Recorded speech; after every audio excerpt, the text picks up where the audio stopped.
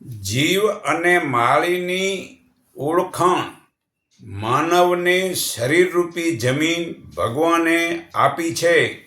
તે શરીર જોડે મનરૂપી ઈચ્છાના બીજ આપણી જિંદગીમાં સૃષ્ટિની શરૂઆતમાં ઉગાડેલ છે. તે પરમાત્માએ આપણે 1,96,08,53,117 વર્ષે આપેલ છે ને આપણે તે મનમાં જેવી ઈચ્છા શક્તિનું બીજનું એક લક્ષ્ય આપીએ છીએ તેવું મન જ્ઞાનનો ભંડાર ભરે છે. તેથી તે મન તમને તેવા લોકોને તમારી નજીક લાવે છે અથવા તે મન તમને તેની નજીક લઈ જાય છે. તે મન વડે સરળતાથી તમારા લક્ષ્ય સુધી પહોંચી શકો છો. તે મન તેવા ત્યાં સંજોગો ઊભા કરે છે. જુઓ, હું મારો તમને અનુભવ બતાવું છું. હું પહેલાં માઇક ઉપર બોલી શકતો નહોતો. મારામાં ત્યારે બોલવાની આત્મવિશ્વાસ મનમાં નહોતો અને મનમાં આવડ પણ નહોતી. મનમાં એવી આવડતની સમજણ પણ નહોતી. આજે હું ગામડાથી કરીને મોટા શહેરમાં હું વિના સંકોચે બોલી શકું છું. સામેવાળા મારે બંધ કરાવે પણ હું બોલવામાં સંકોચાતો નથી. તો જુઓ, સમજાણું ને કે આ આવડત મનમાં ક્યાંથી આવી? જેવું મનમાં વાવો તેવું તે મનમાં ઉગે છે. નિર્ણય માત્ર એક જ લક્ષ્યમાં કરવાનો છે અને એ લક્ષ્ય તમારી જિંદગીની સૌથી મહત્વની ક્ષણ હશે. તમે કહેશો કે પરમાત્માની કૃપા થશે ત્યારે જરૂર મન બદલાવશું. તો હું કહું છું કે એવી ગાંડી વાતોના વિચારમાં ક્યાં સુધી બેસી રહેશું? અને માનવી આવો મનુષ્ય જન્મ મળ્યો છે તેને તું પરમાત્માની કૃપા માની લેને. જુઓ, દરેક ધર્મશાસ્ત્રો કહે છે પરમાત્મા જે ધારે તે કરે છે તેવું થાય છે. તો પછી જાણો કે પરમાત્મા તો પ્રાણી માત્રની અંદર છે. ને ગીતા અધ્યાય 13-16 શ્લોકમાં તે પરમાત્મા આપણી અંદર છે ને તે બહાર પણ છે.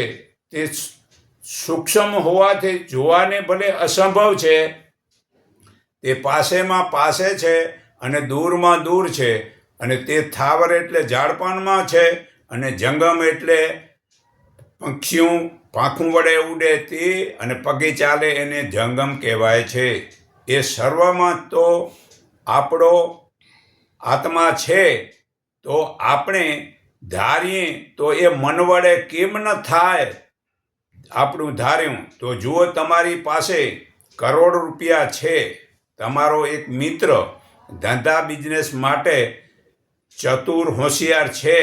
તેથી તે તમારી પાસે તે ધંધા માટે 5 લાખ રૂપિયા બિઝનેસ માટે લઈ જઈને તે મિત્ર ધંધો ન કરે ને તે મિત્ર તે રૂપિયા બેંકમાં ફિક્સ ડિપોઝિટમાં મૂકી દે અથવા વ્યાજે આપી વ્યાજ ખાતો હોય અને તે મિત્ર દરરોજ તમારા બેસીને ગુણ ગાય. વળી સવાર સાંજ બપોરે સાંજે બરાબર દરરોજ ફોન કરી તમને શાબાશી આપે કે મને તમે રૂપિયા આપ્યા અને વળી કે તમારા વખાણ કરે. તેવું જો સમાજમાં તમારા વખાણ કરે છે તો શું તમને મતલબ કે તમે તો ત્યાં ખુશ થશો કે નારાજ થશો? બોલો, ખુશ થશો કે નારાજ થશો? તો આપણે નારાજ થશું. કારણ કે ધંધારું કરીને લઈ ગયો અને હવે બેઠો વ્યાજ ખાઈ રહ્યો. તો જુઓ, ભગવાને જે આપણને આ ધન સંપત્તિ આપી છે અને આવું અમૂલ્ય શરીર પણ આપ્યું છે અને એવો ધંધો પણ કરીએ છીએ તે તો બરાબર છે. પણ જે ધંધો ન કરીએ અને ધન સંગ્રહીને બેંકમાં ફિક્સ ડિપોઝિટમાં રાખી કે વ્યાજ ખાઈને દરરોજ સવાર સાંજ ભગવાનના ગુણ ગાવા બેસી રહીએ અને જે ગીતા અધ્યાય 11 શ્લોક 52 તો ભગવાન ચોખ્ખું બતાવે છે કે હે અર્જુન, હું તપ વડે, દાન વડે, યજ્ઞ વડે મારા દર્શન તને થશે નહીં. તો પછી આપણે ખાલી આમ બેસી રહી ને જપ કરીએ, તપ કરીએ વગેરે એવા કર્મકાંડ કરવાથી ભગવાન આપણા ઉપર ખુશ થવાના નથી. થોડુંક તો વિચારો, ખાલી એના વખાણ કરવાથી જો માણસે રાજી ન થતો હોય તો ખાલી વખાણ કરવાથી ભગવાને રાજી ન થાય. તો જે કિંમતી સમયને હજ, યાત્રા, તીર્થ વગેરે ફોકટ ફરવા જવું અથવા કર્મકાંડમાં પડી રહેવું, કર્મકાંડમાં સમય બગાડી નાખવો, તો શું પરમાત્મા આપણા ઉપર ખુશ થશે? ના, કદી પણ પરમાત્મા આપણા ઉપર ખુશ નહીં થાય. માટે જુઓ, અંતકરણ એટલે મન, બુદ્ધિ, ચિત્ત અને અભિમાન, તેને અંતકરણ કહેવાય છે. અને આધ્યાત્મિક ભાષામાં તે અંતકરણને આત્મા પણ કહેવાય છે. તો તે અંતકરણ જે પરમાત્માએ આપ્યો છે, રાવણને પણ એવું જ આપ્યું છે કે સ્વામી વિવેકાનંદને પણ એવું જ આપ્યું છે ને હમણાં હાલમાં આપણા નરેન્દ્ર મોદી સાહેબને પણ એવું જ આપ્યું છે. આપણે મતલબ કે એમને રાજા બનાયા નરેન્દ્ર મોદીને, તો આપણે બનાયા મત દઈને, અને હમણાં ઉતારવા આવતો એને આપે જ ઉતારી શકી રહ્યા. જો વોટ નતો તો હમણાં ઉતરી જશે. અને ધીરુભાઈ અંબાણીને એવું જ આપ્યું છે. વગેરેને જે મન, બુદ્ધિ, વિચાર આપ્યા છે, તેમાં આપણને પણ પ્રાણી માત્રને પરમાત્માએ મન, બુદ્ધિ, વિચાર આપ્યા છે. ભગવાન આપણને તે મન, બુદ્ધિ, વિચાર સહેજ પણ ઓછા નથી આપ્યા. બિલકુલ ઓછા નથી આપ્યા. જે એમાં એ લોકોને આપ્યા એટલા ને એવા આપણે આપ્યા છે. અને બીજાને વધુ નથી આપ્યું કે તે પરમાત્માએ, ભગવાને માલિક આપણને જગતના સંસારમાં સત્ય ફરજ મુજબના પ્રાણી માત્રના કલ્યાણ થાય તેવું કરવા માટે આપણને આ મન, બુદ્ધિ, ચિત્તને અહંકાર દીધા છે.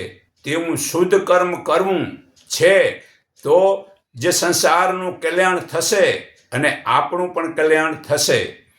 બાકી ધર્મના નામે ખાલી નાળિયેર વધેરવું અને જપ તપ કરવા ને દેવ દર્શને વગેરેમાં દૂર ફોકટ ફરવું ને તેમાં આપણું કે જગતનું કલ્યાણ નહીં થાય.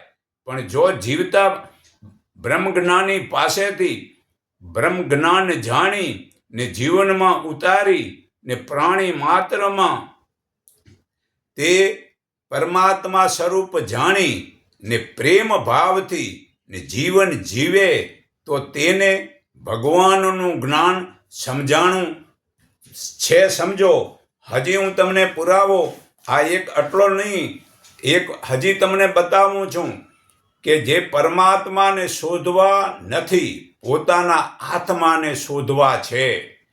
ખોવાઈ જવું, અરે પરમાત્માને ખોળવા નથી, પરંતુ પોતાને ખોવાઈ જવું છે. હવે પોતાને એટલે કોને ખબર છે? તમારા અજ્ઞાનથી માની લીધેલું જે તમારું સ્વરૂપ છે તેને ભૂલવાનું છે. આ નામ રૂપવાળું સ્વરૂપ એટલે તરત જ તમારું જે મૂળ સ્વરૂપ ચૈતન્ય પરમાત્માથી છૂટું પડેલું છે તે તમને મળી જશે. અને તમારા મૂળ સ્વરૂપ આત્માને અડીને જ આ પરમાત્મા અહીંયા હજૂદ અહીંયા મતલબ મોજૂદ છે. જે સનાતન કહેવાય, આ નિત્ય સમાન જે છે તે સાચું સ્વરૂપમાં રહેલું છે. માટે પરમાત્માને ઓળખવા પહેલાં તમે તમારા આત્માને ઓળખો. તમને બીજાના દોષ દેખાય છે તો તમે હજી દોષ દ્રષ્ટિવાળા છો, પરંતુ જ્યારે તમને તમારા દોષ દેખાતા હોય ત્યારે તમને આત્મા દ્રષ્ટિ થઈ સમજો. અને જ્યારે તમને તમારા કે બીજાના કોઈના દોષ દેખાતા જ નથી ત્યારે તમને પરમાત્માની દ્રષ્ટિ થઈ છે. મારું શરીર, મારી ઇન્દ્રિયો, મારું મન, મારો અહંકાર, મારો આત્મા વગેરે આ મારું મારું કહેતા તમને શરમ કેમ આવતી નથી? એ તો બધું જ પરમાત્માએ આપણે ભાડે આપેલું છે ને હવે એ સૃષ્ટિની જે શરૂઆતથી અનેક જન્મના કારણે તું ભૂલો પડ્યો છે. હવે આ પરમાત્માથી પડી ગયેલું અંતર છોડવું છે તો સદગુરુ વડે તે પરમાત્મા સાવ પાસે જ છે. તે જ્ઞાન વડે સમજાણું કે જે કાંઈ દેખાય છે તે પરમાત્મા છે. હું તો તે બધાથી જુદો છું. મારું મૂળ સ્વરૂપ આત્મા જે છે તે આનંદ જ મારી મોટી મૂડી છે. તે સવાર સાંજ ઉઠી અને એ હું મૂડી બનાવું. તે પરમાત્મા આનંદરૂપ આત્મા સ્વરૂપ તે જ હું છું. આવું જે યાદ રાખે છે તો જેમ ઈયળને સતત ભમરીને યાદ રાખવાથી તે ઈયળ ભમરી બનીને આમ આકાશમાં ઉડીને મજા માણે છે, તેમ તમને પણ જો આ પરમાત્માનો આનંદને સતત યાદ રાખો તો જરૂર તમે પણ તે પરમાત્મા સ્વરૂપનો આનંદનો ખજાનો આમ જમા કરી શકો છો.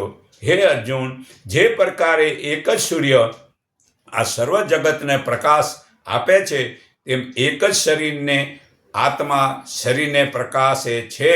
જે શરીર અને આત્માના દેહને તથા પ્રકૃતિના ભેદને જાણી લે છે, તે પ્રમાણે વર્તન કરે છે તે પરમાત્માને પામે છે. આ ગીતા અધ્યાય 13 શ્લોક 34માં પુરાવો છે.